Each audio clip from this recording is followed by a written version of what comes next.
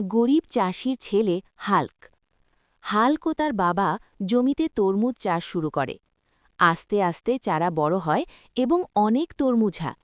একদিন হাল্ক ও তার ভাই দুজন মিলে তরমুজ তোলে বাজারে বেচবে বলে এক লরি তরমুজ নিয়ে বাজারে যাচ্ছিল। যেতে যেতে রাস্তায় গাড়ি উল্টে যায়। হাল্ক রাস্তার ধারে বসে কান্না করতে থাকে। কাঁদতে কাঁদতে বাড়ি যায়, তার বাবাকে সব খুলে বলে। বাবা বলে, কোনো চিন্তা নেই, জমিতে আরও তরমুজ আসে।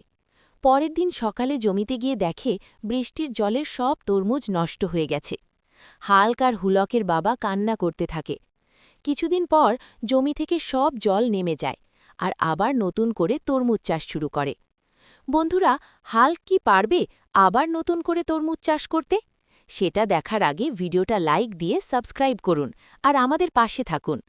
তারপর হাল্ক আর তার বাবা অনেক পরিশ্রমের পর আবার তরমুজ ফলায়, আর সেই তরমুজ হাটে বিক্রি করে অনেক টাকা পায়। এই ভিডিও থেকে কি শিখলাম? চেষ্টা করো, ফল নিশ্চয়ই মিষ্টি হবে। পরিশ্রমী সাফল্যের চাবিকাঠি।